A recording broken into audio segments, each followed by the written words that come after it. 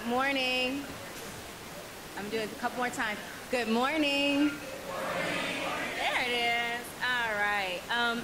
So I'm going to get us started with a few announcements this morning before we get into our wonderful, exciting keynote conversation. I've been told this is the most important announcement, that coffee will remain outside all day. All right.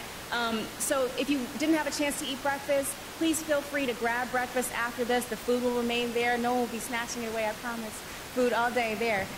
Lunch will be served in the same location. So this afternoon at lunchtime, you can come down to the same spot for lunch here. Feel free to take your food to any of the open spaces. We don't have one room arranged, but instead there are small, quiet meeting spaces all around the building where you are welcome to go and have your food, not inside the classroom spaces. We're asking that you not take them into the classroom spaces. I see, it's okay. I don't see nothing. I don't see nothing right now.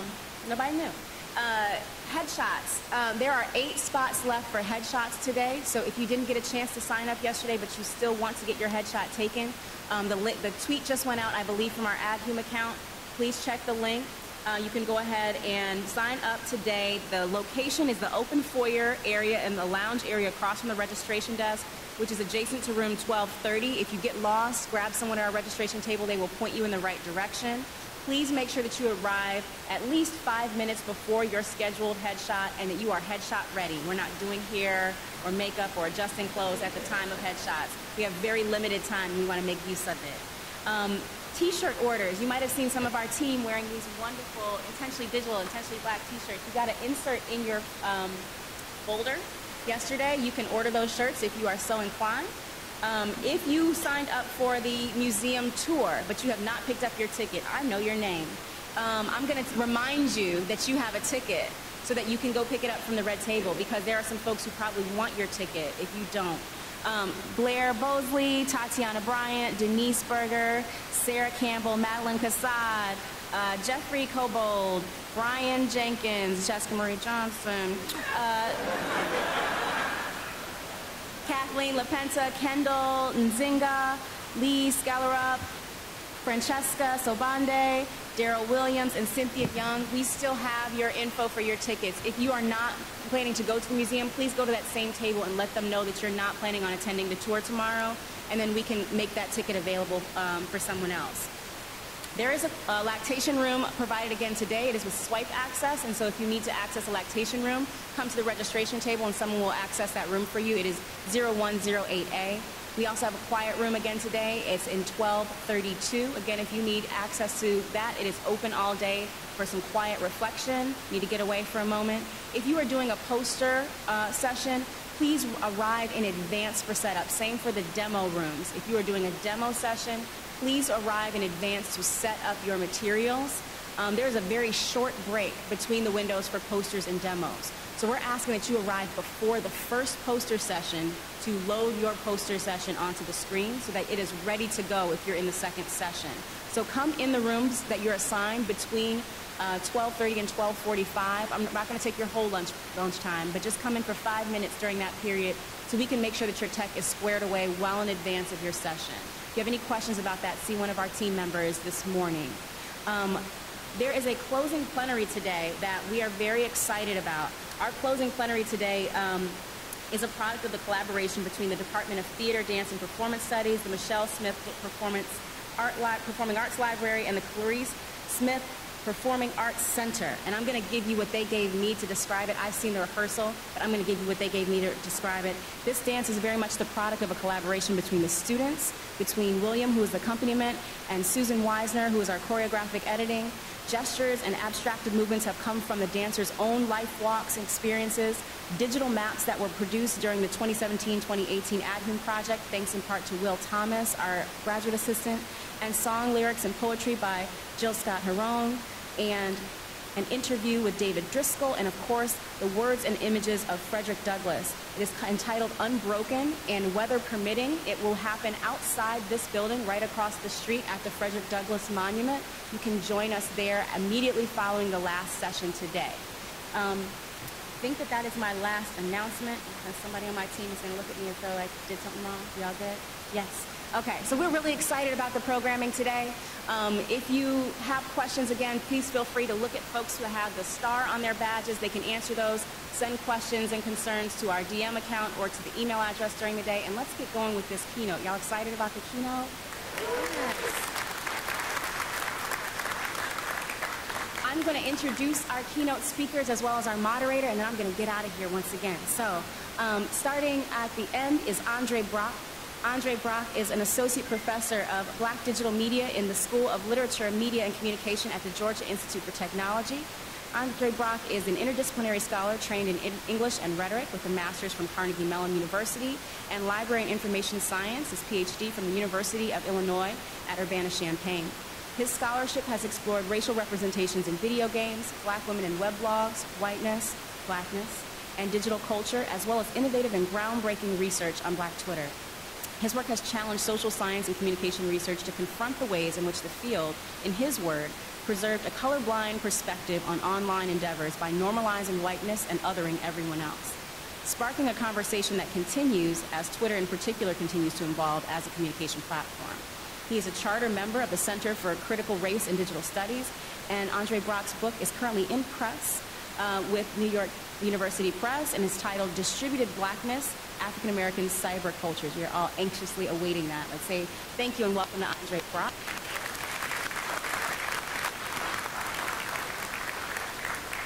Our next keynote speaker is Jessica Marie Johnson, who is an assistant professor of history and Africana studies at Johns Hopkins University.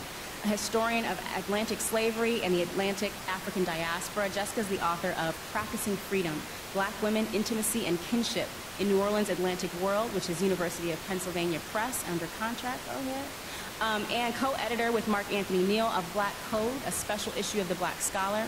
As a digital humanist, Johnson explores the way that digital and social media disseminate and create historical narratives, in particular comparative histories of slavery and people of African descent.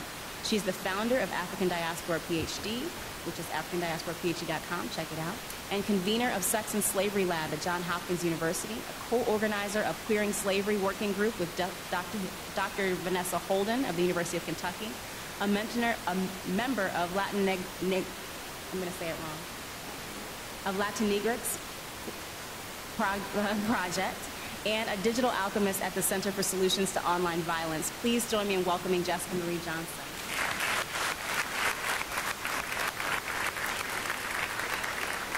And finally, our moderator for today, Jovonne Bickerstaff, is a scholar of gender, race, and the sociology of emotions. Her work centers on and examining how couples co-construct emotion strategies to repair rifts and strengthen emotional connection. Offering a rare window into Black intimate lives, her first book project integrates sociological approaches to emotions with developments on attachment and mindsets to reveal how relationships can illuminate principles for navigating life's impasses writ large. She's currently a postdoctoral associate for the African American Digital Humanities Initiative and a lecturer at Georgetown's program on women and gender studies. Jovonne received her PhD in sociology from Harvard, her master's of philosophy in social psychology at the University of Cambridge, and her bachelor's in urban studies and in writing from MIT. Please join me in welcoming Jovonne Bickerstaff. And with that said, I will turn it over to Jovonne Bickerstaff to kick us off this morning. I would say good morning, everyone, and yet it's morning. And for us night owls, we are struggling a bit. I'm double fisting coffee up here.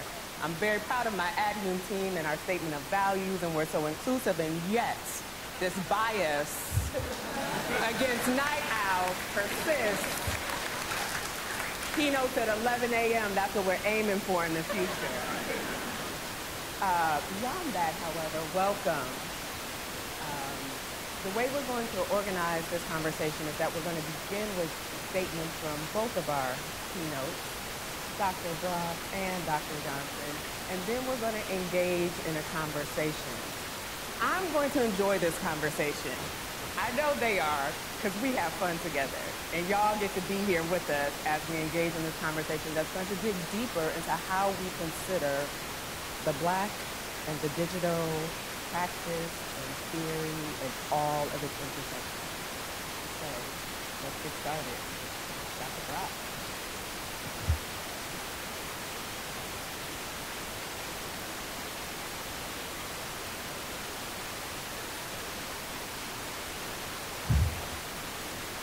Believe it or not, I'm nervous.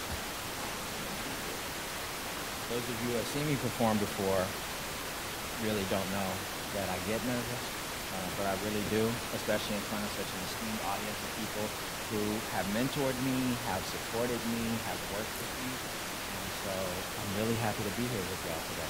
So I will once more ask for the call and response. Good morning. Wow, the church is waiting. Let me finish getting my questions. Good morning.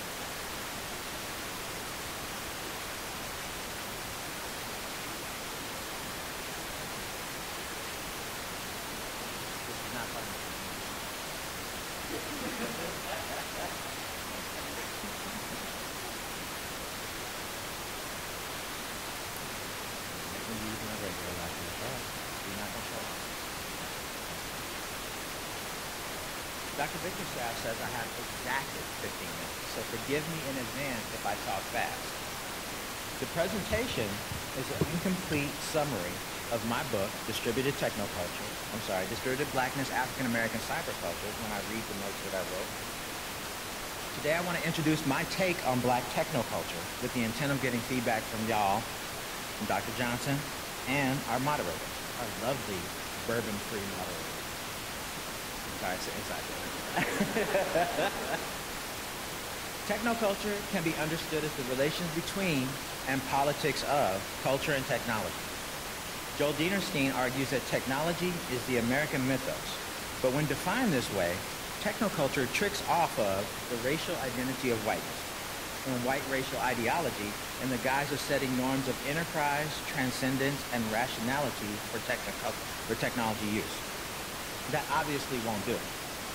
All technology users aren't white or Western, and so for me, it became necessary to interrogate the ways in which Black culture makes sense of itself as users and as subjects within technological artifacts, services, and platforms in this socio-historical context.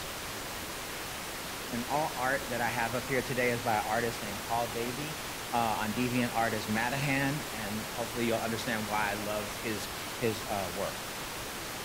The Black body has long been a feature and a shibboleth to articulations of and theorizing about Black culture.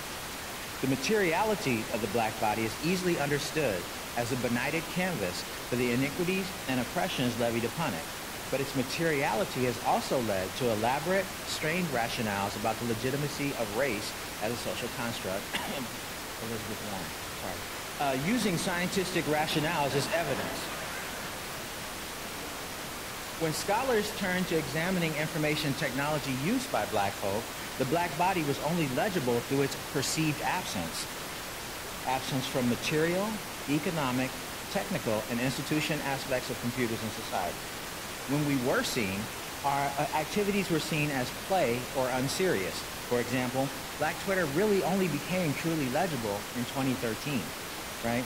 And it became appropriate only when it served as a conduit for Black rage and protest. At me later if you want to get at me about that. I'll take the heat. Frank Wilderson in Red, White, and Black argues that because Black folk have no legible stature in the West as political agents, they have no inalienable rights to Black cultural production. And you may have had this argument, I know I have, with the Twitterati and Tumblrati who insist that they should be paid for their tweets and other support. We're not going to touch that either. At me later.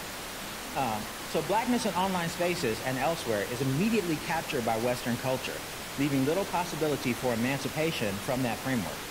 Actually, I agree. Right? Instead of arguing for emancipation through appropriate digital practice, my pressing concern for Black technoculture is to express the vitality and joy of Black uses of information and communication technology. While these libidinal impulses may become commodified or surveilled, they are para-ontological in that the embodied cognition they express pre-exist the platforms upon which they are published, visible, and deemed appropriate for consumption.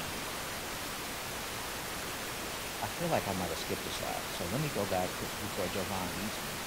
All right. First example, and I did skip a slide, because I'm not used to working with my actual laptop. But let me take a second to do this. Reorienting technoculture to incorporate blackness invites an inquiry into the possibilities of blackness as technology. My book, Distributed Blackness, and if I say blackness one more time, begins with a callback to a seminal black print culture artifact, Victor Green's Negro Green Book. On first glance, the NGB, which is what I'm going to call it from here on out, is just a book, a directory of black businesses published by blacks for blacks long before the internet. And some have argued that the NGB is a tool to resist post-colonial and post-bellum legacies of white racial violence and hegemony. I agree, but insist that the NGB should also be viewed as one of the first cultural-oriented network browsers. The network in this instance was the United States highway system, a developing infrastructure tailored for the exponentially growing numbers of automobile owners. And as early as the 1910s, black drivers saw automobile ownership as a pathway to personal mobility, technological expertise, and a signal of belonging to the middle class with the attendant properties of racial uplift ideology. Arguing for the NGB as distributed blackness, an informational artifact linking black information seekers to black cultural resources, is a no-brainer. It was the Google of its time, or to be more accurate, the Yahoo Open Directory project of its time, right, since this directory was human-reviewed rather than algorithmically determined. But you can see it as a search engine for those seeking culturally vital, protective, and vivifying information. The NGB imagined the United States highway system as a black technological network, not as an Afro-future, but as a present-day marvel containing possibilities for spanning time and space while experiencing joy and the possibility of violence. Right? While the internet doesn't offer exactly the same physical potential for discrimination and racist violence against black bodies, there is still a pressing need for the curation of digital online resources for black folk seeking information and even safe spaces. In short, network cultural information, or as my book is so cleverly titled, Distributed Blackness, is essential to black identity in the form of resources for identification, community, self-defense, joy, resistance, aesthetics, and more. So let's try this new slide. One of the ways in which I try to get to this particular set of arguments is through a framework called libidinal economy. And libidinal economy offers a powerful counter to rationalistic, modernist, and postmodernist theories used to understand both black agency and information technology uses. These theories, when addressing information technology, are themselves beholden to certain beliefs about non-white users, leading to either deficit models of technology use, the digital divide, or conversely to glorifying non-white capacities for resistance, the Arab Spring and Black Twitter during Ferguson. Right?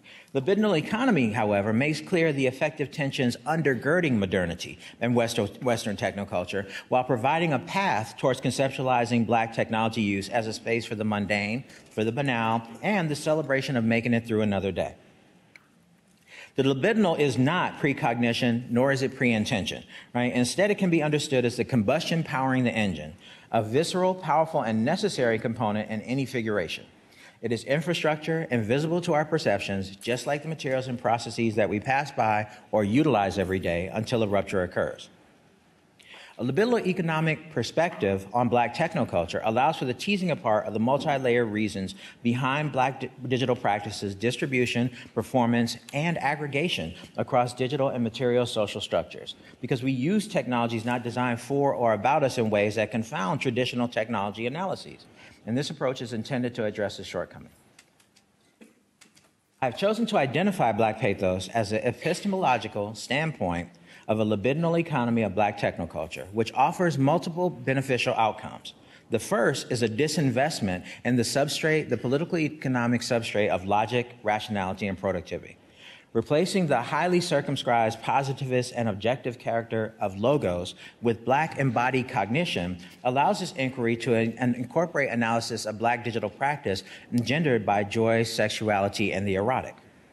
Another is acknowledgement and theorization of Black communal identity as a meaning-making strategy. No longer are we bound to the idea that individuals are doing things because they can. We can talk about the ways that Blackness is a discourse and conversation with, but not wholly subject to, white supremacist ideology and a refutation of the categorical nature of capitalist identity. Because I had to go back, I'm skipping this slide, but y'all don't really need it no way. Another way to think about Black cyberculture is Black technology use as a relationship between Blackness, American racial ideology, and the technologies themselves. Charles Mills argues that race can be ontological without being biological, metaphysical without being physical, existential without being essential, shaping one's being without being one's shape. And from there, I have this theory about Black cyberculture I have on the screen. It is the protean nature of Black identity mediated by various digital artifacts, services, and practices, individually and in concert, or Blackness as an informational identity premised upon libidinal online expressions and practices of joy and catharsis about being Black, expressed through semiotic and material relationships between content, hardware, and code. Now, I've been babbling for a second, so let me offer you a libidinal example to get through this. This first example features a Black cult figure, my friend Kristen Warren's, one of my friend Kristen Warner's favorite phrases, and character actor who has become notorious for an expression of amusement, disdain, sarcasm, and cruelty.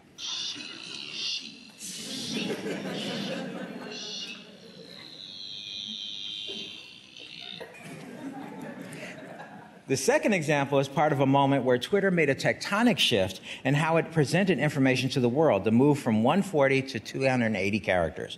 This move met with mixed reactions. I've previously written that part of Twitter's ritual cathartic power is precisely the sharply enforced limitation of the 140 character limit, similar to the haiku or the limerick, right? But this tweet, however, proves me wrong.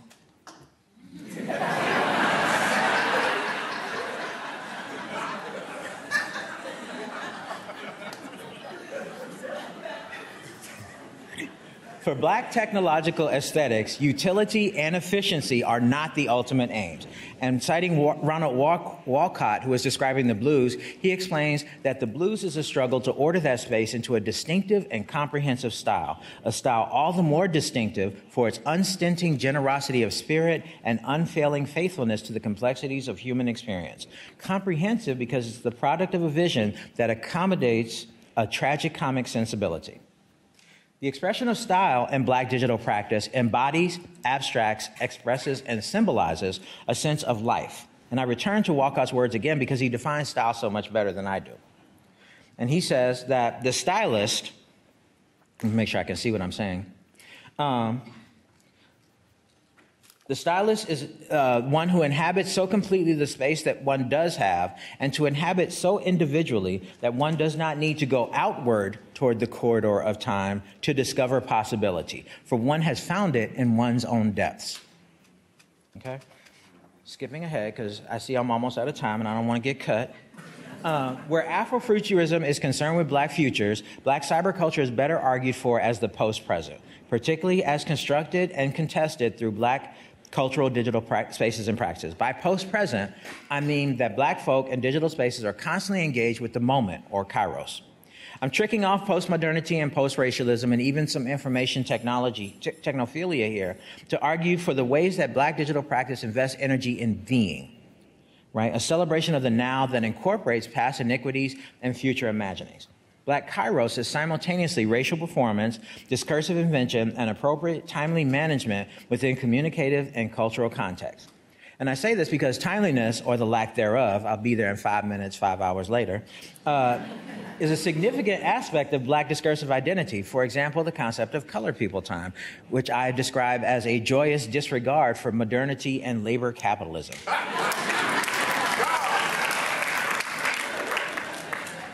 For those who are Twitter users, right, kairos as deployed here refers to the immediacy afforded Black discourses by network protocols, by communal structures, and the instantaneity and archival capacity of information networks. And I could talk about showing the receipts, but I want to close on a big note, right? So I came up with this matrix of black technoculture, right? And it derives from Joel Dienerstein's Western technocultural matrix, but I had to incorporate qualities that specifically spoke to being black in the American context, which is why you see black asterisk in America asterisk. And I will say, before I explain this last part, that I have it in asterisk because I feel, after watching the young lady's presentation from Scotland yesterday, that every colonial possession, every imperial possession will have its own engagement with the colonial or imperial power. And even if you've never been colonized, you will still have an engagement with the context around you. So there's always going to be some sort of national or imperialistic or colonial context within which to understand the ways that blackness work. So that being said, the one aspect of this I want to focus on, and I have 6, blackness, intersectionality, invention, America, modernity, and the future. The one I want to focus on is intersectionality. And I chose it to represent the interweaving of blackness with multiple facets of identity, right? Including the digital. So for those who are fans of actor network theory, which I am not, but I have to recognize its power, this is part and parcel of that formulation. This element, intersectionality, recognizes the brilliance of black feminist accomplishments in producing a theoretical concept entailing the complexity of blackness, gender, and sexuality. While black feminist theory originally crafted intersectionality as an analysis of interlocking systems of oppression, I am here referring to intersectionality as a theory of differentiation involving social position and social positioning. And social positioning from this perspective refers to how different groups define, negotiate, and challenge their positions, transforming identity from object to process. What does intersectionality do for black technoculture then? My primary motivation for incorporating this concept is that black folk must constantly confront context collapse, right? Sarah Florini talked about this a bit in her brilliant presentation yesterday, the idea of double consciousness, right? Context collapse in nearly every context in Western racial ideology. Their racial identity smushes, that's a technical term, every other identity they may be inhabiting at the moment, but rarely in a manner that benefits them. Nominating intersectionality to the matrix of black technoculture is an epistemological, methodological, and empirical imperative. Methodologically, analyses of blackness and technology should approach the standards of historical materialism. So I said I was going to talk about intentionally black. This is my moment, intentionally digital. That researchers must incorporate historical, economic, cultural, and political context, transforming the analysis from a static observation of black folk doing technology to a more dynamic investigation of black folks' relationship and positionality with technology. Doing so allows one's analysis to drill down into how technology and culture mutually constitute race, gendered, sexual, economic, and other axes of social organization. For example, research into black women's natural hair culture should take into account the aesthetic, historical, and political relationships between black hair, older technologies such as television and radio, but also the hot comb, right? Colorism in the black community, women's bodies, patriarchy, entrepreneurship, heterosexuality, queer theory, and Western culture. These interactions must all be acknowledged in concert with how YouTube, blogs, and bulletin boards mediate practitioners, professionals, amateurs, enthusiasts, and a deeply engaged commenting community that builds out our digital spaces. Thank you.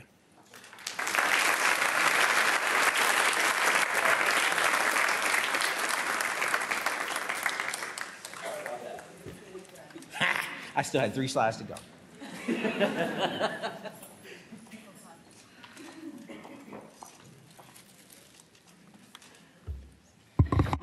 Good morning, everyone. Good morning.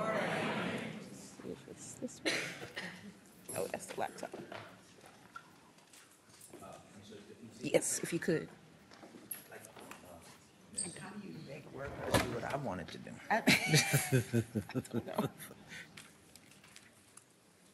Dre is laughing at me because yesterday, this whole weekend, I've been having trouble with WordPress. And I'm like, I'm supposed to give a keynote and digital things. I don't know. Like, WordPress is broken, though. Screen. Boom. So it's there. It should be there. Ooh. Hang on.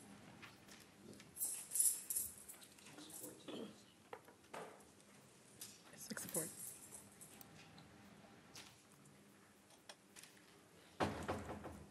Is tech support coming to the rescue?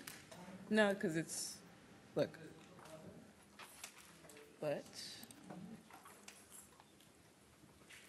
this is what you're going to see. Exactly. Never mind, picked it. Okay. You good? Yeah.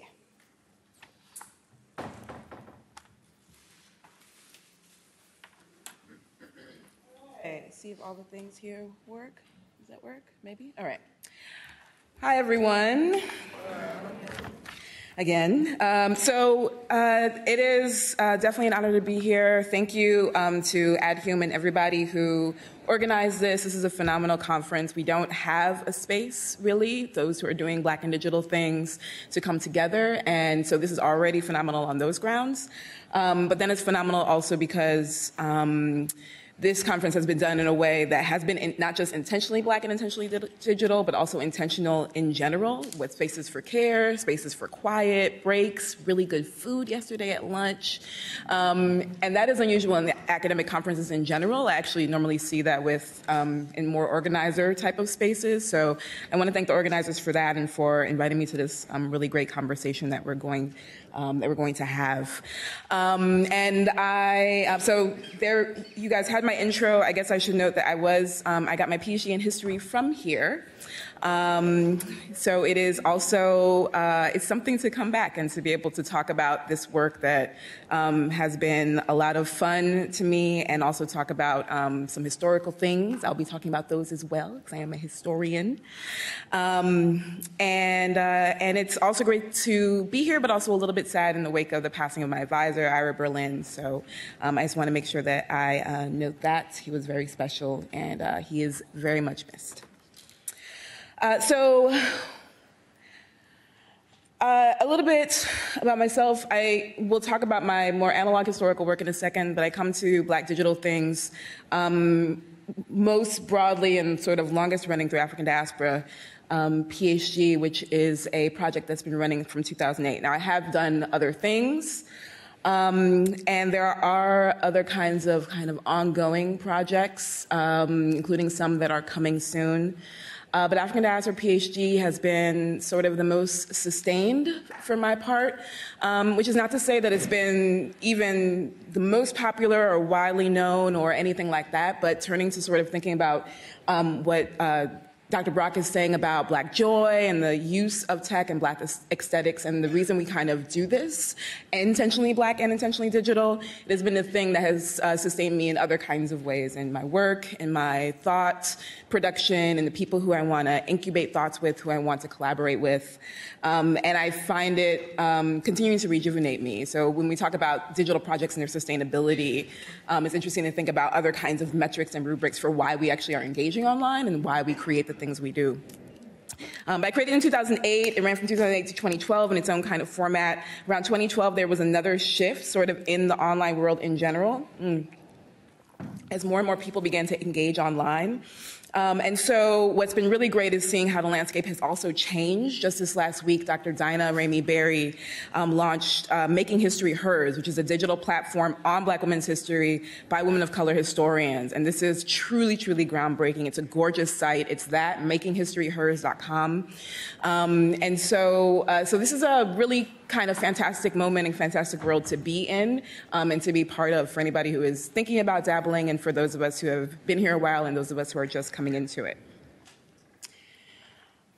One of the ways I think about, one of the reasons I've come to and think about Black digital things as somebody who is interested in slavery's archive and who is a historian of slavery, is that I am more interested in the question of what does it mean to escape.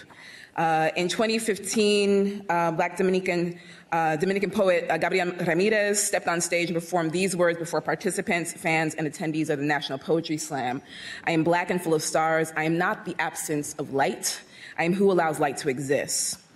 So he's speaking this in 2015. 26 years earlier, poet, writer, and theorist Edouard Glissant grappled with these kind of constituent elements of African diaspora, the poetics of relation, describing the terror of these lowest depths, these deeps, traversed by the slave ship and punctuated by the bodies of Africans who were thrown overboard.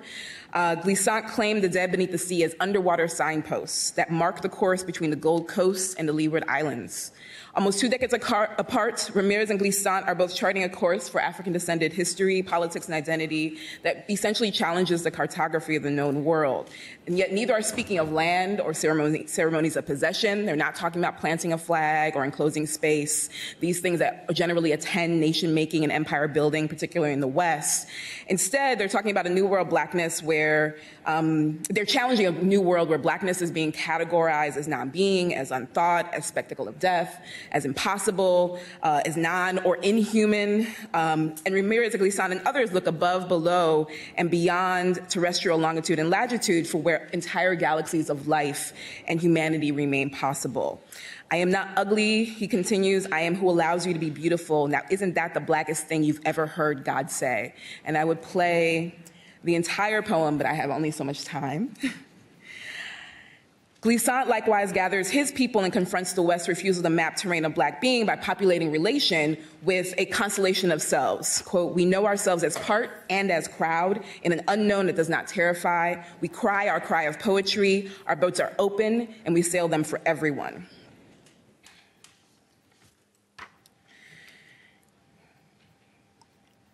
So it's from these deeps, deeper than exceptional names and sort of silent registers that black women remember their mothers, their daughters, their godmothers, and their aunts, and black communities remember each other. So we remember in family whispers, at altars, at communion, and historians were bound by different things. So historians are bound by archives, and we may scrape dusty folios for sources. We may gnaw over whether women and girls will appear or worry that when they do appear, they emerge as legends, as myths, as motifs representing more than themselves. But where history becomes memory, where practice becomes ritual, that's where black women find life after death, where black women remember other black women. So it's a black femme love practice that moves me through digital things from past to present, and from diasporic space to diasporic space. And that's where my work on women in African diaspora that created places like New Orleans, which is what my project, my first book is about, that's where that work comes from, and why I demand we understand freedom from that intentionally black and intentionally femme perspective, and why the digital actually gives us a space both to encounter that, but also that space of the past and of pre-digital activity gives us space to critique the digital. So this is a little bit from my own work to kind of put it in a context that we can wrap our minds around. Looking at the world that creates a space like New Orleans is not necessarily that unlike any other kind of world that is in the Atlantic moment. Officials, generally slave traders, colonial officials, imperial officials, national officials, federal state officials, for centuries, worked to control reproductive sex with black women, and created the category of slave, but also the category of free people of color. So you have spaces on the Atlantic African coast where French officials have this preoccupation with relations between African women and European men. You have the Caribbean, which is, although far from West African interactions, French monopoly of power and control over martial, legal, and social institutions still begets a kind of slave code preoccupied, again, with reproductive sex between African women and European men.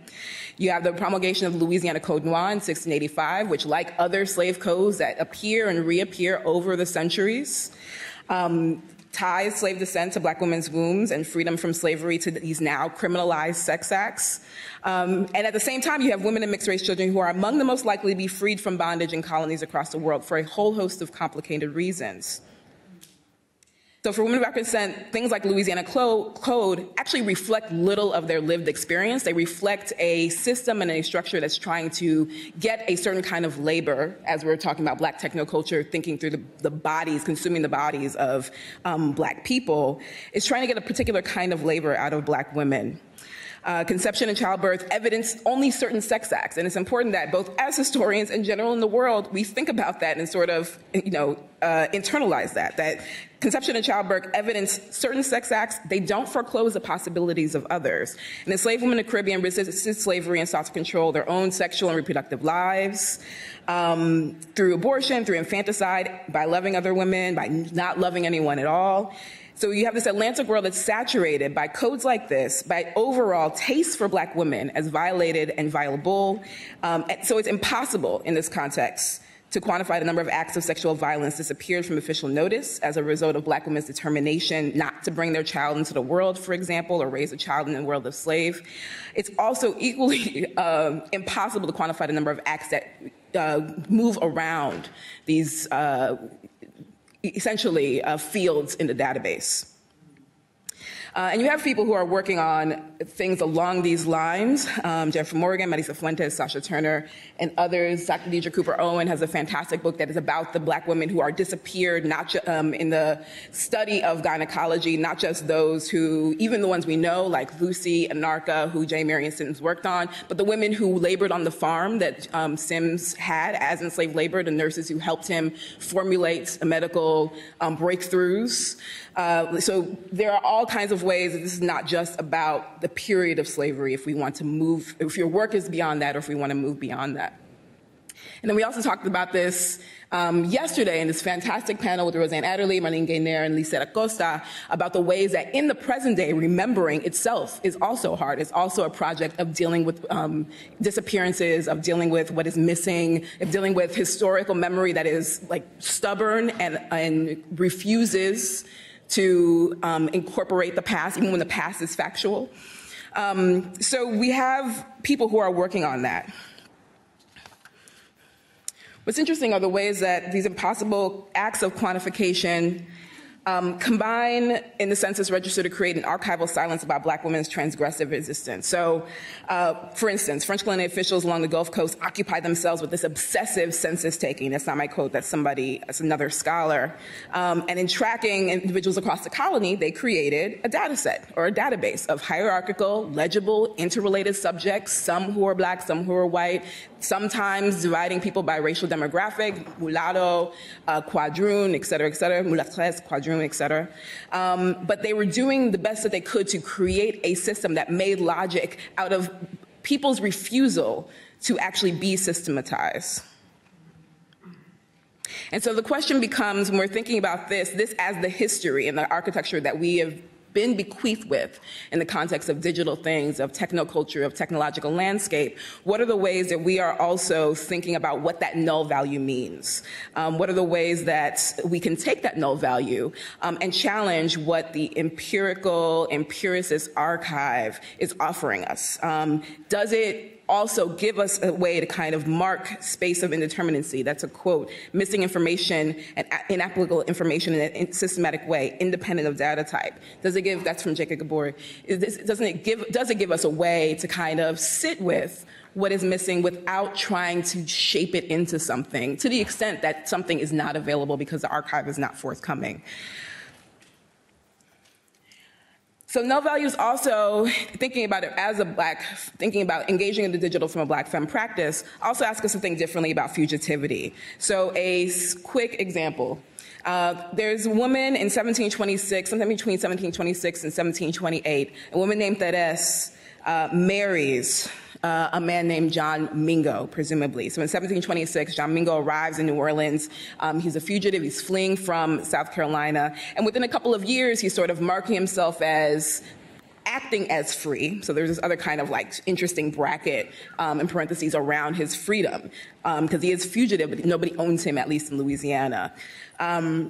His presentation as free, he's able to labor as a slave driver, essentially, on one of the local plantations. And in doing that, in contracting his own time out, he also contracts for the freedom to redeem Therese, an enslaved woman also belonging to that same plantation.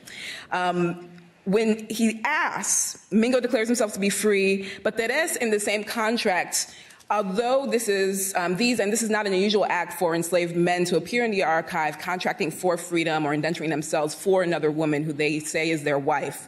There is no sort of mention and sort of discussion of Teres, her dreams, her desires, her consent, or her intent. And so if we take seriously the ways that there are these spaces in the archive and these questions of fugitivity, what then are we forced to assume about the ways that even in moments that look like or that we want to read as emancipatory, as fugitive, that there is still that space of silencing of Black women and femmes' desires, of their willingness, and of their consent. So what are the ways that a fugitive from South Carolina can then claim a woman, and what are the spaces, if there were any, for someone like that to then refuse him? And I think those are hard conversations that we don't always want to have in histories of slavery, and certainly don't necessarily want to have when we're thinking about how we make these databases and how we make these projects. So for those who are interested, like me, in Slavery's Archive, the digital, and those who are also historians, the digital actually shouldn't be something that we escape into. So one of the things that's great about histories of slavery and historiography is that we've been really, really good at using digital tools. We've been doing it for a very long time. I think probably folks in English and medievalists are like right up there with us, but we have been in the trenches of trying to figure out how do you quantify and create some systematic way of analyzing all of this data about enslaved people. This is in part because there is a lot of data and it's really, really difficult to wrap your mind around, something like the slave trade database. And it's also in part because this is a moment where you actually have a lot of data that's produced about a population, if only in the name of trade, commodification, plantation ownership, colonialism, et cetera. And so because we've been very good at that, we also don't always sort of confront and think about the ways that the digital actually shouldn't be a thing that we escape to unethically. And so I talked about this in an essay in the now out American Quarterly issue for DH plus One Black Code to kind of think about how do we break down the digital humanities, digital practice into different things. And what I want to touch on is digital practice, but with the parentheses or maybe a big capitalized Black on it, to think about what Black digital practice actually offers us. So if the Archive of Atlantic Slavery is images, numbers, and text created by slave owners, traders, investors, abolitionists, and the enslaved themselves, if that is what haunts our efforts to render Black people as human, and it is the only archive from which descendants of slaves can demand this kind of fully loaded cost accounting, what are the ways that we then use and confront that archive? And I suggest in this and also in there's a forthcoming issue of Social Text, an essay in there, that what Black digital practice does for us is that it is actually the practice of ethical responsibility, of Black humanity, undoing and renegotiating quantification. And I want to think about one thing that Rayshana Gray mentioned yesterday about historians have a sacred trust of marking up the bodies in slavery's archive. They have a deep responsibility. We aren't actually absolved of the ethical responsibility because the database is there, and we actually should be the ones who know better. So for me, Black digital practice is about the practice of creating constellations of being that surface histories of terror at the heart of the machine of the new world, that map new routes to galaxies beyond Black death, that help make legible Black resistance that has been circulating, sailing, flying, throbbing, and absconding for generations, and that it curates narrative history. So it disrupts political claims of legitimacy, it witnesses multiple registers of violence, and that's everything from period of slavery to gendered racial terror, police violence against Black and Latinx and Afro-Latinx women, children and men, to exploitive representations of Black life. It essentially sort of swims with Black stars, giving light to injustice and guiding user travelers to new arrangements of humanity. And so I'm happy to talk about where some of that work seems to be happening. I can click through the slides real quick before Jovonne gets me. And only because I want to make sure that this slide goes up. If I have to sit down, you can take a picture. But this is my citation and incubation slide, and I really want to especially thank the Immersive Reality Lab that is here from Immersive Reality Lab for the Humanities Project for incubating with me on these thoughts for today. So thank you.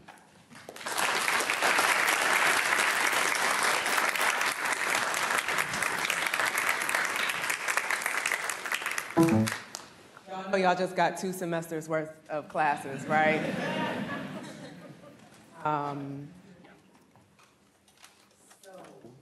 So much. I was telling Jessica, as Catherine was reading the bios, I'm going to need y'all to be less ambitious so that we can get everything y'all do in. And these keynotes made me feel exactly the same way. It looks like a crash has happened on my notes right now. In thinking about this conversation, and it will be a conversation, I have already encouraged our keynotes to ask one another questions as well. This is not me guiding it, it's a genuine conversation. One of the things that we talked about in preparation was this idea of intentionally digital, intentionally Black. And our point of departure, when we put out the call for proposals, we asked 3 questions. And that first question is, what happens to digital humanities inquiry when we begin with Black culture, Black thought, and Black persons at the center of our endeavors? In the generation and solidification of new fields of inquiry, so much of what we do as scholars is definitional, right? And when we stand on the margins of things, we're often making a case, right? And so we're engaged with shoulds. And shoulds, by definition, are setting boundaries that are this dual exercise of inclusion and especially exclusion. What gets to be inside, what belongs, what's valued and valuable, and then there's everything else. Definitional questions have their role, but that work gets all-consuming for us sometimes. And so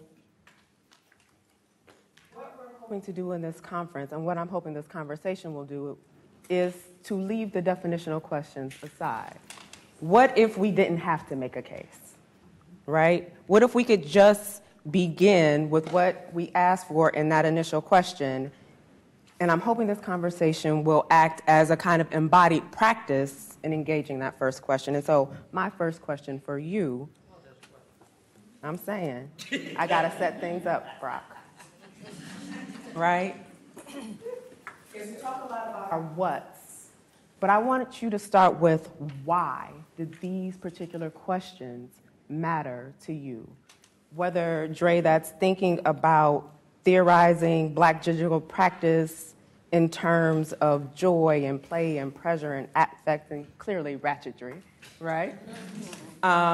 Or what you mentioned, Jessica, in terms of a Black femme love practice, right? Why are these the questions that drive your work? All right, well, it was nice talking to y'all. You're gonna make me go first.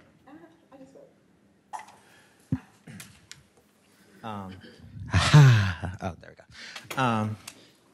The why is something that I think many of us, well, most of us except for Jessica, right, and Marissa, who's out here, but many of us come to digital work, digital spaces as happy participants, right? They are spaces where we can escape from the banality of the everyday, the terrors of the everyday, the microaggressions that we have to endure where we're one of in a particular space. And that is reflected in the scholarship that you do, that we see over and over again through Google Scholar and other spaces. So many people are like, I found this thing. It helps me, it saves me, it interests me. Let's talk about it in relationship to another space that I occupy, my Blackness, right? And so for me, this project was saying, okay, what does it mean that all these people find comfort in a space that does not represent their physical form, their material form, right?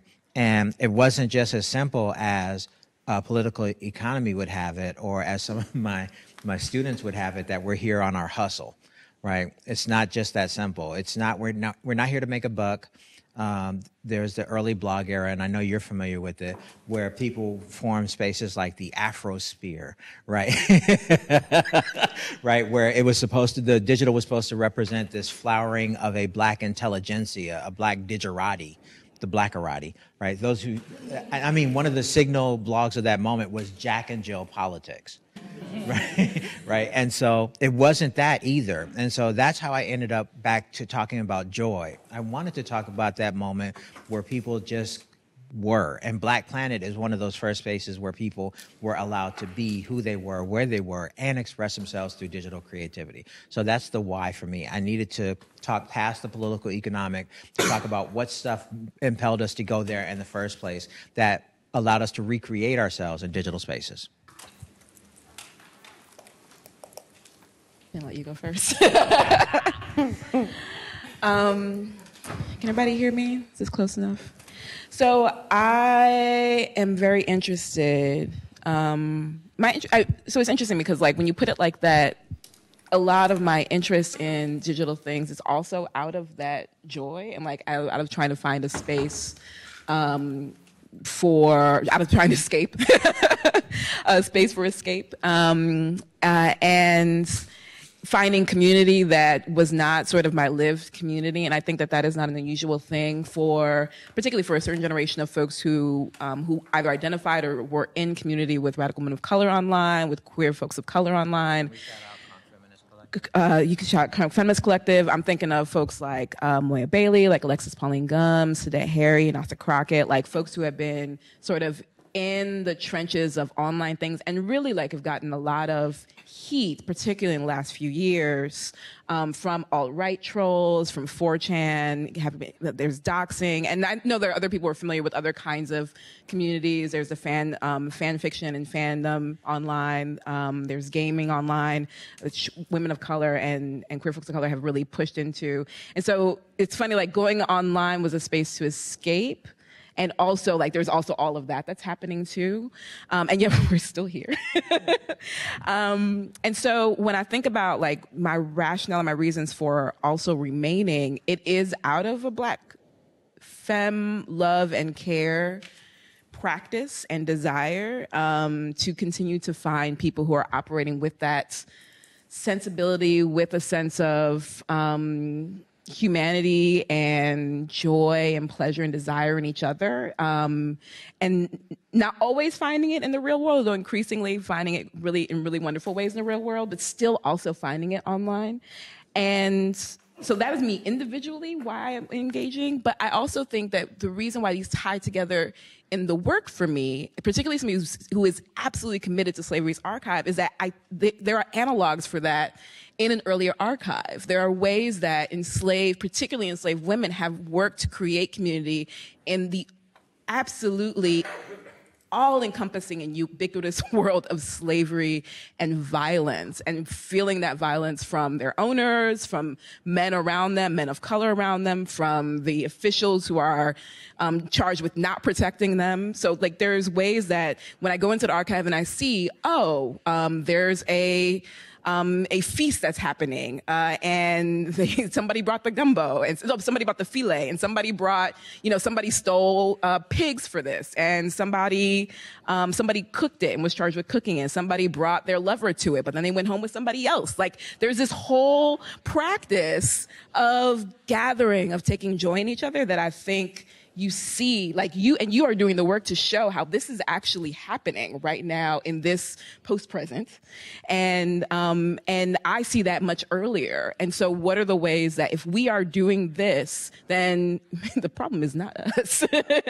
The problem is something with the architecture that we are not challenging enough. And I'm actually really interested in how we can challenge that. So both of you in your presentations talk about time, and we were having this conversation yesterday, particularly given what you just mentioned, Jessica, in terms of what we're seeing now in the digital. You see through a lens of a much longer history, saying we're extending some of those things. We might be missing some of them, but this is consistent. This is what we do. But in what you just said, you started in the same place with slavery, right? And so one of the things we ended up talking about yesterday is that the only place, the best place where we can begin, or where we engage in those practices before that moment? And so where do we start the clock? Where could we start the clock? That's still the question. I know, it's still the question. Mm-hmm. Jovonne's teasing me because she asked this yesterday. I was like, said some kind of answer. And I was like, I have a better answer tomorrow. And I don't have a better answer. Okay, so for me, Atlantic slavery is a absolute beginning point and marker, and it is the architecture of the world we exist in today. And so anything we're doing now, I think, needs to confront that, needs to grapple with that. And it's like you were saying, I missed the person's presentation who was doing Scotland. But it sounds like it was phenomenal, and I agree with the same thing. Anywhere in the world you are has been touched by the processes that moment wrought. It either went west, it might have gone east, it might have gone west, but that 1441, to take Sylvia Wynter's sort of reframing of that timeline, that's a marking point for a lot of what we're discussing today. Is it the beginning is a hard question that gets us into what does it mean what are the characteristics of being Black? What does it mean to think diasporically? And what does it mean to think about practices that are marked as Black because of the all-encompassing nature of that moment, of the hurricane apocalypse that came after 1441? And it's hard to think past that. But if I put it like this, and now my second time answering this question, I think that there are ways that the practices get marked as Black because of the overarching, encompassing terror of the New World. So that these are practices that are confronting a particular kind of terror that is being enacted to either Blackened subjects or on now Blackened subjects, depending on what timeline you are as far as Atlantic slavery and the making of the, modernity. Those are practices, however, that I am not going to say are not happening before, but I'm also not necessarily going to say that they're marked as Black, because there's a Black thing that happens after 1441, after 1492, after 1685. But the practice of finding joy in each other, of squirreling away resources, of having feasts despite the world burning down around you, I cannot imagine that those are not things that have happened elsewhere in the world that are not happening elsewhere. I wouldn't even say that they are not necessarily happening in African societies, nations, empires, communities, even predating the Atlantic slave trade, because there's still violence that is happening. There are still oppressions that are happening. The empire is an oppressive and violent project, regardless of where or when it's happening. But for our purposes, I find there's something really important about marking not who is Black, but what has Blackness wrought, and what has been transformed and turned into Blackness in a new world. This still being a new world context as far as how I look at it. Don't you dare hand me that mic. I can't get it. After that. Okay. Man. Shout out to Dr. Jessica Marie Johnson.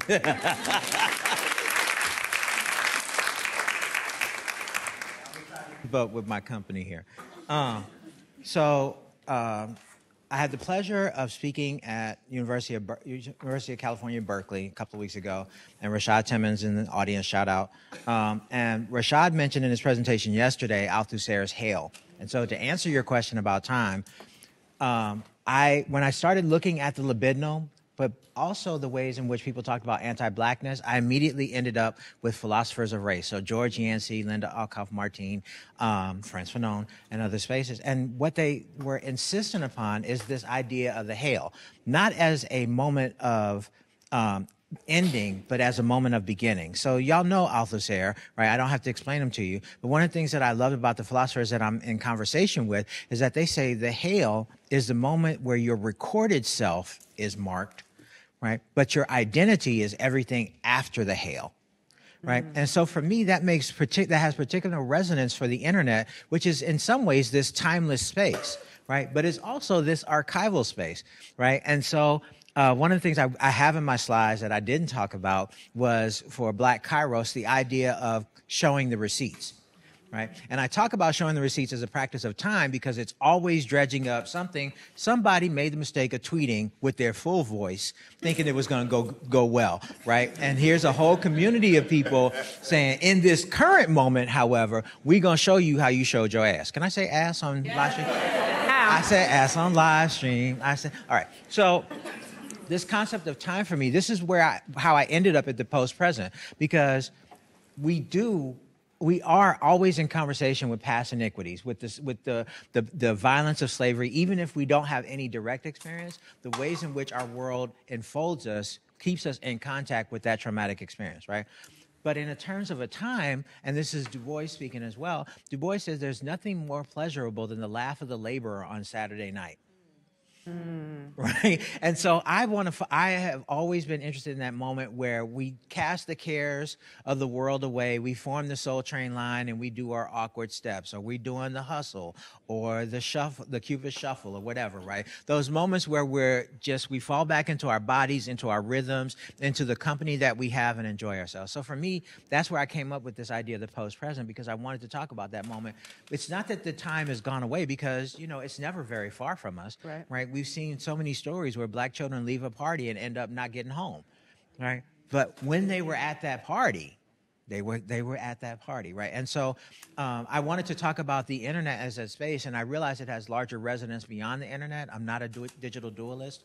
I fully understand that our offline lives feed into our online lives, but there's something significant about the digital, and that in the process of reliving or pushing ourselves into this digital medium, we also have the capacity to interact with others who help us to understand and cogitate around those experiences and help absorb them. So one of the conversations that is, again, a reference to time, is the repeated insistence on social media algorithms to show a state-sanctioned death of black people, right?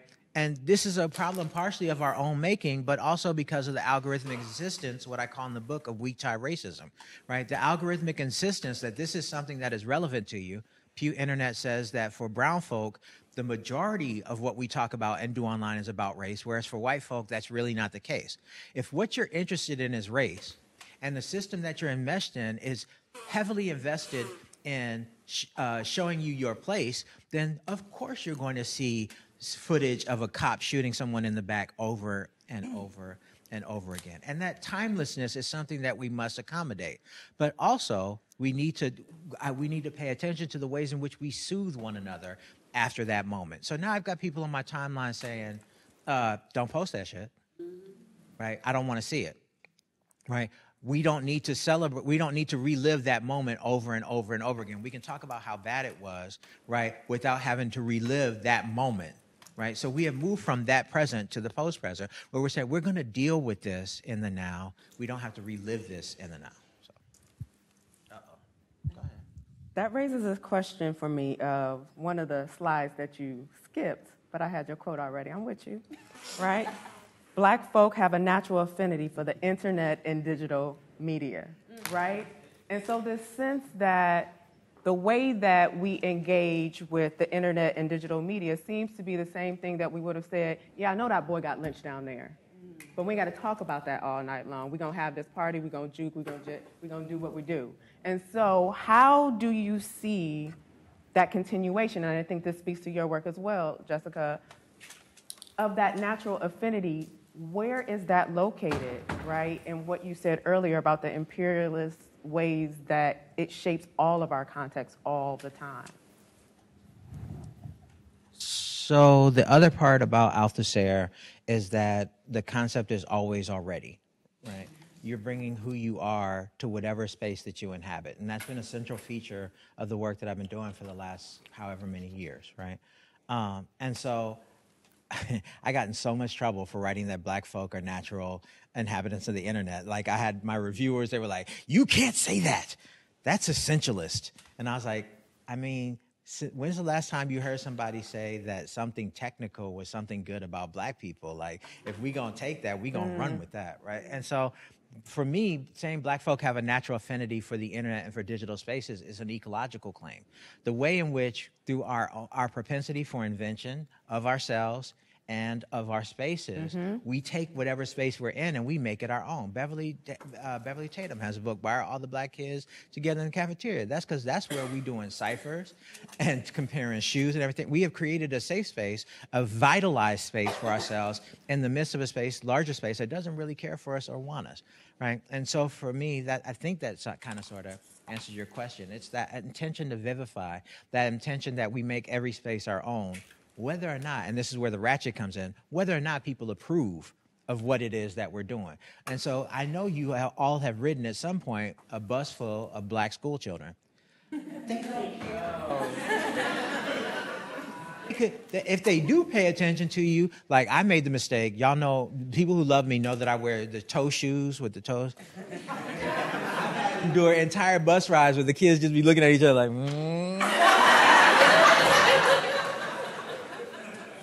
Nobody ever says anything, but I'm old. I know the look, right?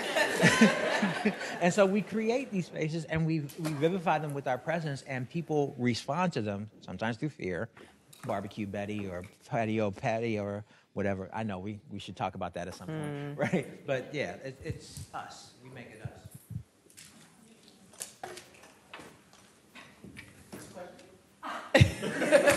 No, I don't have much to add to that. I mean, what came to mind, a lot of things came to mind, but what came to mind first, especially with the juking and the jitting and the ratchetry, is that in the spaces and for the people who are most subject to state and intimate and individual violence, community violence, those have been the spaces and the people in the communities who have also created some of the most expressive expressions of life and joy and pleasure and refusal to be just that violence. And so the way that Black folk play, their affinity for the internet as a digital space is a part of that. And for me, actually, it's just a shadow, barely skims the surface of all of the ways that Black diasporic life has played and expressed life in the face of like guns in their face, in the face of tanks, in the face of hurricanes. And we've had examples of that. We have second lines in New Orleans. We have carnivals. We have crop over. Like we have, and in places that are most sort of set outside, considered to be outside the West, have been pictured, like the Caribbean, the Global South, Rio, Brazil, like have been pictured as like the image of destitution, and you help them, and here's an ad for, whatever, here's a 30-second ad on, in the middle of the day on TV to send your money somewhere. Like they're seen in some ways by the West as the picture of destitution and needing of relief. And at the same time, the most extravagant and gorgeous and beautiful displays of pleasure in real life happen there. You can think of ballroom culture, black and brown gay ballroom culture. You can think of trans femme affectation. Like there are so many ways that just the refusal to just be the violence is a product that happens in real life and has happened over time. And whatever we see online is actually like, that doesn't even touch it. Like that's not even a whiff of how much is happening. That just happens to be what the algorithm is most interested in right now, and what white people are actually just kind of interested in consuming at the moment. But it doesn't touch what the actual work is, and usually it's late. So I think there's something interesting there. And what do we do with that if we're taking digital and social media seriously? It asks us to actually attend to what we are not, again, that null value. What are we actually not seeing in our projects, in our community relations, in what our freedom practices, if we're making a freedom database, like whatever it may be, or project or archive. We here in this room, as generally, I think mostly people at privileged institutions in some way or in the academy, peace to anybody who is here who is not. But for everybody else, like we're only going to create surface conversations. And I think we can accept part of that, and we can also continue to confront and push that harder and harder and harder and try and get to what we can, and also be okay with the parts that we're never actually going to get to, because actually that might be the best stuff. And maybe it needs to be, maybe it needs to be fugitive and null and unseen for its own sake. Yes, go. Things I wrote when I wrote about Black Twitter was that there's going to be a moment where the algorithm is trained not to recognize what we do as trending, right? And despite that, Black Twitter will continue to go on, right? And I'm also saying this because I recently dipped myself into the waters of Gilroy's Black Atlantic again. It was that time. And Gilroy says something really interesting that goes to Jessica's point, is that Black intellectuals will, if you let them, intellectualize the hell out of things that Black people do for their own gain, right? And one of the things I love about your work, and the thing I try to do in my own work, is to make sure that I continually highlight the banal, the mundane, right? The Peebs and Black Girl Magic, where she talks about Black young girls in the kitchen with the curling iron, or, you know, baby young mothers who are trying to make a way out of no way with the last 3 diapers, right? I want to celebrate those things without objectifying those things. And so I keep trying to bring that to the surface of the work that I do. We're back to surface, right? Because I want to highlight that that's the energy that sustains the political movements that we do validate, like the candidacy of Kamala Harris, God bless her soul, right? Or, and I'm saying that sarcastically, trust, right? Right? Or Cory Booker, right? So much shade. I ain't got no problem with that. We on camera, right? But I say that because you have to recognize the ratchet and the racism in order to understand where Black people are coming from every day, right? I love Lil Boosie. I love Hurricane Chris, in part because they're unapologetic of who they are, and I cannot be that. But I'll be damned if I'm not going to write about people who can be that and show that they are the exemplars of Black digital practice on our everyday basis that drive the ways in which we engage the digital world. So I want to open it up for questions. I'm looking for Catherine to ask, can we eat 5 minutes into our break? But as we're getting folks geared up for the questions, what both of you have just said gets at this question of the kind of pre-existing traditions of attention in the academy, in our disciplines, and you both push boundaries, question boundaries, and you still work within institutions, right? That's what we're here for. That's what we do. But when we're thinking about generating new traditions of attention, whether that's around those null values, what's missing, fugitivity, or the question that you always ask, Dre, is why can't we just start with joy and stay with that for a little bit, right? We have to learn and unlearn the notion that we can't start in those places we've been told we can't start. And so as scholars, particularly looking at all of these younger scholars in the room, how have you made that choice, and what are some of the risks but also the benefits? Because I don't just want to talk about the drawbacks of making that choice. Oh, yes. Oh, wait, that was a question? Of course it was. Hello. I think that there's a lot of ways that I am privileged. I'm privileged in all kinds of ways, but in this, I think I'm privileged in that I am not in a digital humanities position, and I am not at a digital humanities center. And I think that there has been a huge shift in the last few years over positions opening for digital humanists, for graduate student programs that have expanded, that have proliferated. And I think this is really great. It also means that the work that you're doing gets tied to institutional structures in ways that I have not had to do that. Now, I'm tied to history and the discipline of history, and that is its own set of issues. But it does mean that there is a way that I've been able to navigate among the things that I enjoy a lot about doing this work and engaging with in spaces like this and with all of you, that may or may not be available to everyone here. And so I am really interested in having conversations about what do we do as this work, whether it's digital or Black and digital, becomes more and more institutionalized. And this is not a new problem. Black Studies had this problem, had these conversations in the 60s. I have an amazing quote from June Jordan that is about the ways that Black work and Black love and Black life does not fit into institutional structures even as in 1969, like as Black Studies is just getting started. And so this is not a new conversation or debate at all, but it is one that, as in this intentionally Black, intentionally digital space, we probably need to have really, really urgently, especially for grad students who are trying to get jobs and junior faculty who are going up for tenure in various places. And I'm going to tell you right now, the guidelines, wherever you are, it's going to be a rare case. More than likely, the guidelines for you are unclear, and your what you need to get tenure, you may or may not be doing. And that is terrifying. It terrifies me, the idea of it, for you. And so the faster we confront this as a problem for the folks of color, the queer folks of color, the women of color who are coming through, the faster we get to the root. So shout out to Marissa Parham, who ran a workshop particularly on this, on how to tenure and promote people doing this type of work, right? And it was amazing.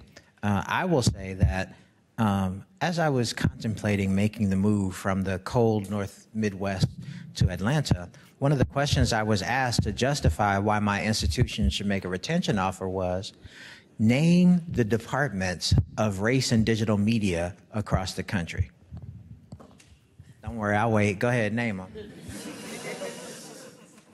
The fact that I could be asked that question with no retrospection or reflexivity is a really powerful indictment of the ways in which we've had to make a way out of no way in order to make this discipline. Because I see there's so many lovely faces here that I wish I had seen when I first met Steve Jones at Association of Internet Researchers in 2005, right? It was a lonely moment. It was me and Radhika. Y'all know Radhika Gajala, right? It was us. We were the brown folk at that space, right? And so it's so lovely to see you all here. So it is a privilege for us to have this position. I write about video games. Can we talk about how lovely that is, right? It is a privilege for us to have this space, but it's not a privilege that we were gifted lightly, right? We have had to work our asses off for this. And like Jessica said, in many cases, you will have to, as you write your tenure package, you will have to define yourself for the legibility of the tenure and divisional committees, right? So I know, what do they call a Black man with a PhD, right? You're going to get that shade on Twitter. I don't know if y'all have been paying attention to the blue check and bougie black, blavity black mafia, right? You're going to get that shade from the folk, but understand that part of why we're here is we take it as a responsibility to showcase the best and brightest in what we do in this particular technological medium, right? And it is a privilege to do so. It's a responsibility to do so, but I'm really happy to have y'all here with me. Yes.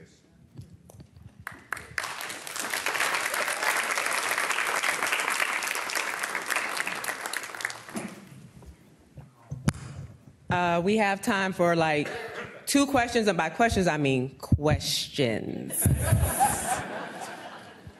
There's one right here in front.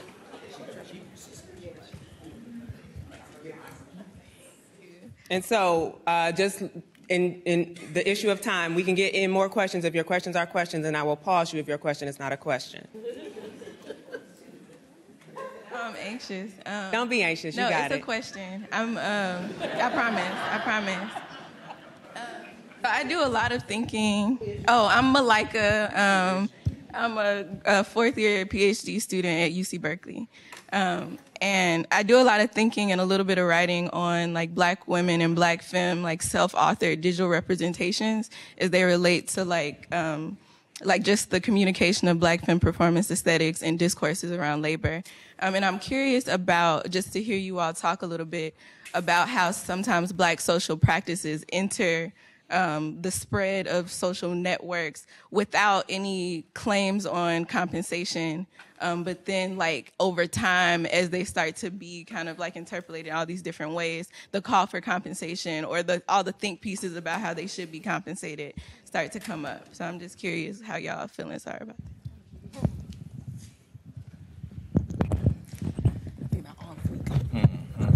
that. This isn't new, although social media makes it much more apparent because the creators have a chance to directly speak without mediation. This drive for people to get compensated is not a new thing, right? I remember going to a conference called Blogging While Brown, right, in 2009, and half the sessions were on branding and making yourself a way. Like, and they were looking at, you know, the pioneers, Freshalina, and Angel Laws. Angel Laws ran Concrete Loop, Freshalina ran Crunk and Disorderly. And Angel sat up in that conference and said, if I post a link about Beyonce, I can end up making $100,000 a year. Right, so we are thoroughly enmeshed in the technocultural matrix where we think that we are supposed to profit from our labor, right? And so you will constantly see people saying, I should get paid for what I do. Like even the conversation around emotional labor, right, that are starting to crop up in my timeline. We should get paid for what we do, right? So I don't know if that answers your question, kind of. I think it's interesting, though, that we don't always start there, right? And so there are many more of us, many more influencers who have 30 followers, who have 50 followers, who have 110 followers, and who are doing it because they were the girls, and I'm specifically thinking of Black natural hair, they were the girls and women who did hair because they loved to do hair. They wanted to play in somebody's head. Barbie dolls look like disasters, right? Right. And so I keep referring to them. Like there is that pre-technocultural moment, that rational moment where you just say, I want to show what I love to people and get some response to that. So I don't know if that answers your question. I guess, yes, but I think I'm also... You don't get no feedback. I just said, I don't know if that answers your question. We can talk, though. Black feminist discourse around labor, I hear you, but let's talk after. One whole conversation after.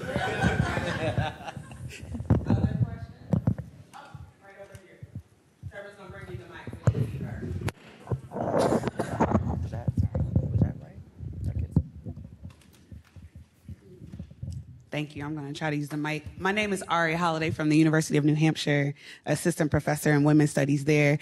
And my question is really about something that both of you have talked about, but I'm interested in this conversation that brought up at the end about celebration without objectification. And as somebody who writes about twerking, and particularly in the context of Black girls, I'm always interested in how do I do this without further objectifying the girls, and I'm going to bring Kira Gott in the room in the ways that Black girls are always kind of the very beginnings of what we know about anything in terms of representation. So I'm just wondering how you all are thinking about doing this work and recognizing both those networks that are both, ephemeral and they have been going on for forever, but also not necessarily further objectifying those of us who are already marginalized and on the lows of life. Put it like that. Thank you for that.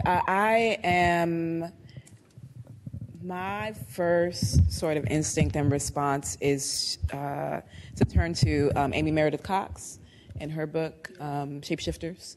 And what I really love, it's just a fantastic book, it's a fantastic scholar, but what I love about work like that is that, and to shout out Sarah Jackson, Brooke Foucault-Wells, and Moya Bailey also do this with Girls Like Us, and they have a few different articles that are about engaging with trans women of color hashtags and digital life, is that they work, to the extent that they can, their work is very deliberate about engaging with the community they're talking about. So Cox is engaging with a group of girls that she worked with, and it reads like they were involved in the process of creating the book, and it reads like they had something to say.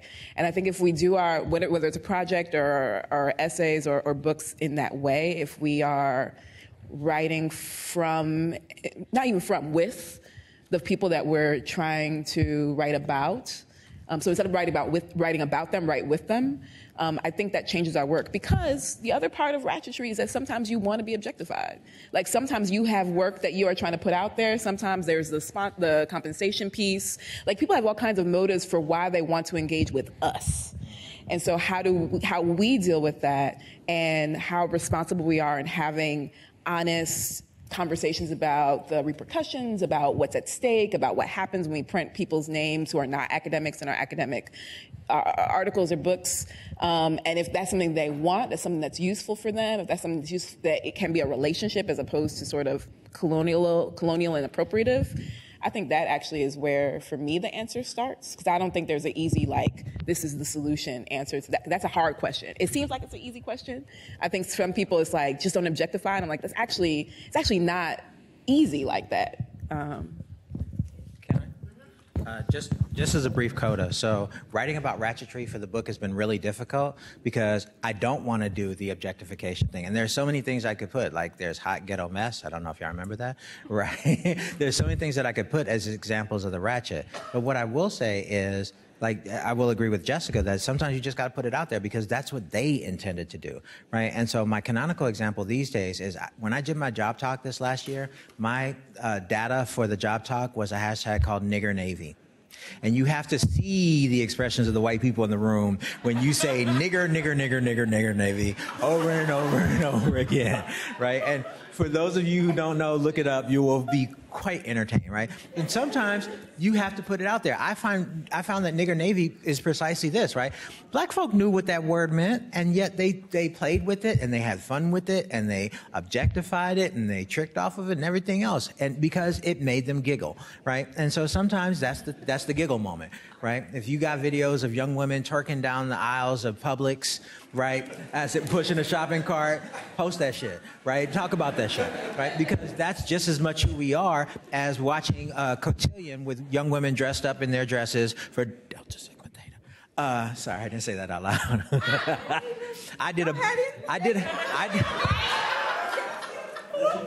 I won a botillion for Delta Sigma Theta in like 1985. Like that's how old I am, right? Right. So I'm just picking one particular thing out of my own experience. Right. So I'll shut up now while I'm saying. So. Look at. Yeah, I'm wrapping it up. I got you. I'm on my job. So, this conversation, y'all.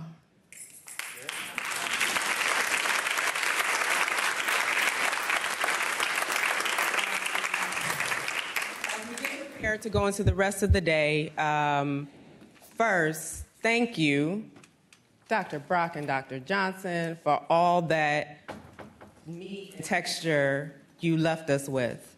And I want to throw something out there for the rest of y'all to be thinking about that Dr. Johnson's slide said to us. She quotes this Black Dominican poet, Gabriel Ramirez. And what she quoted is, "I am black and full of stars. I am not the absence of light. I am who allows light to exist." And because I am all the way #nerd, I was like, yo, that reminds me of this Nikki Giovanni quote. And then I looked it up because that's what I do. And she writes that she doesn't associate black with mourning, void, absence, or sadness. It's the appearance not for the cause for alarm, but depth, genius, peace, rest. And she says, the density of a black hole does not prevent light from escaping, but rather that once light encounters the black hole, WHOLE, it finds such beauty and peace and comfort, it no longer needs to search, which is another word for love and I do in this panel. And y'all, love and I do. Enjoy the rest of your conference.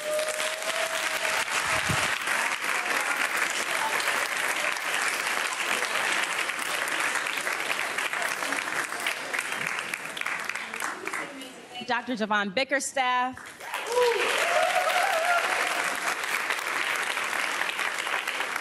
Amazing keynote speakers.